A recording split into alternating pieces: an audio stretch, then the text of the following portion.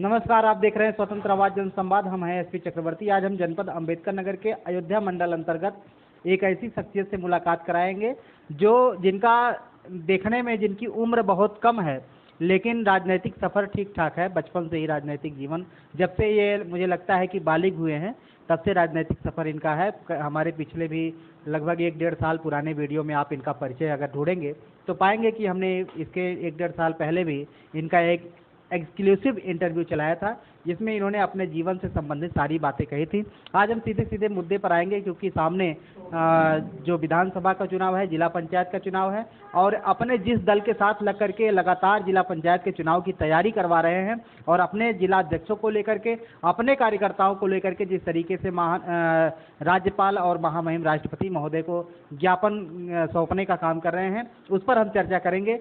तो माननीय मंडल अध्यक्ष भाई रजनीश त्रिपाठी जी हमारे साथ मौजूद हैं।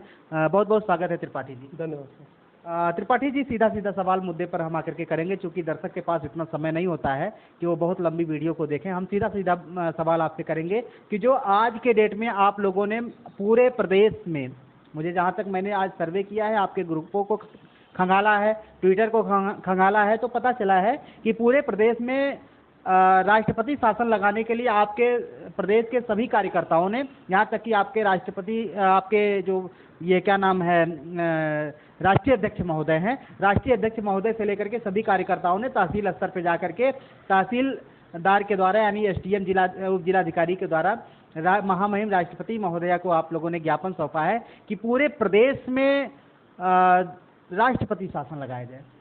आपको लगता है कि पूरे प्रदेश में राष्ट्रपति शासन लगाया जाए? क्या प्रदेश की स्थिति इतनी बदतर हो गई है, आपको लगता है? क्या योगी सरकार आपको फेल दिखती है? योगी सरकार ने जबकि तमाम घरों पर बुलडोजर चलाने का काम किया, विकास के तमाम काम किए, तमाम माफियाओं का अंत किया, एनकाउंटर करने का काम किया, आपको क्या लगता है इतना सब कुछ करने के बाद भी प्रदेश में लगता है कि माफिया राज है?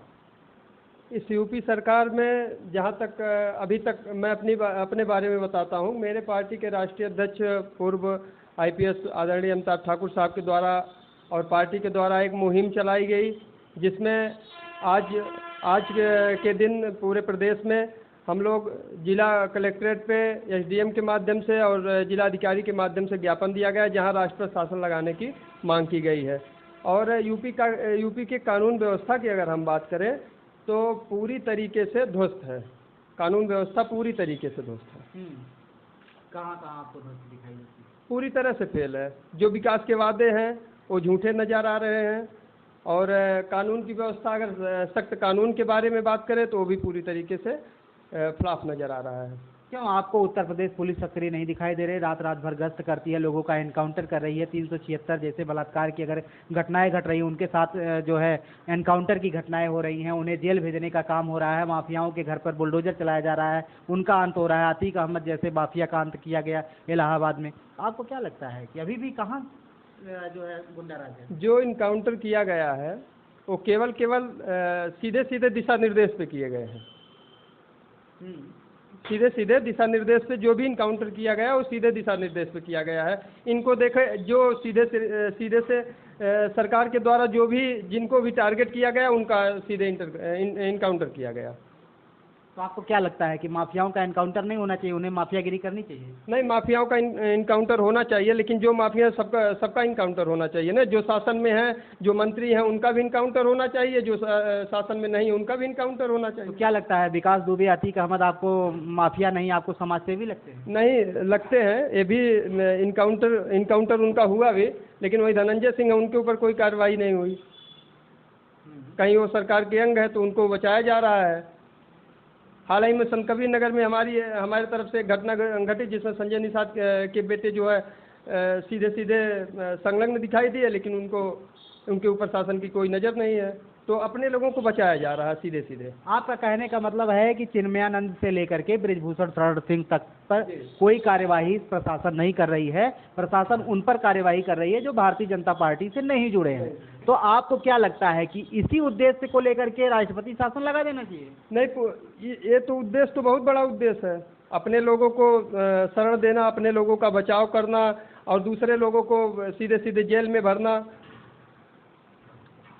अच्छा, बाकी प्रदेश में आपकी पार्टी इस ज्ञापन के अलावा और क्या क्या कार्य धरातल पर कर रही है जिसकी सराहना होनी चाहिए, या जनता जिसे देख करके लगे, जनता को देख करके ये लगे कि हाँ ठीक है, अच्छा कार्य हो रहा है, आपकी पार्टी जो है राष्ट्र हित में, देश हित में, समाज हित में, लोगों के जनहित में काम कर रही है? हमारी पार्टी अन्याय, अत्याचार और भ्रष्टाचार के खिलाफ मुहिम चला रही है, जिस अंतर्गत जो भी आ रहे हैं उनके खिलाफ, उनके तरफ से हम लोग अपना काम कर रहे हैं। अन्याय, अत्याचार, भ्रष्टाचार और अन्याय, अत्याचार और भ्रष्टाचार। अन्याय, अत्याचार और भ्रष्टाचार। तो क्या आपको लगता है कि प्रदेश में अभी भी भ्रष्टाचार है? पूरी तरह से है। कैसे? हर जगह तहसील स्तर से, थाने स्तर से, तहसील स्तर से, जिला स्तर पर हर जगह जो है भ्रष्टाचार है, और सीधे सीधे पूरी तरह से। तहसील और थाने पे आपको क्या भ्रष्टाचार दिखता है? तहसील और थाने स्तर से तो बहुत बड़ा भ्रष्टाचार है। क्या होता है? पूरी तरह से थाने की व्यवस्था पूरी तरीके से बेकार है। क्यों, लोगों की एफआईआर नहीं दर्ज होती? लोगों का एफआईआर कदापि नहीं दर्ज होते। जो उनको सुविधा शुल्क देते हैं उनका काम किया जाता है, सुविधा शुल्क नहीं देने पर उनको वंचित कर दिया जाता है। बहुत बड़ा आरोप लगा रहे हैं आप। नहीं, बहुत बड़ा आरोप नहीं है, हमारे पास तथ्य है उसका, जो है जरूरत पड़ेगी, जिसको जरूरत होगी उसको हम दे भी देंगे, तथ्य सहित जो हम कह रहे हैं। अन्याय आपको कहाँ दिखता है?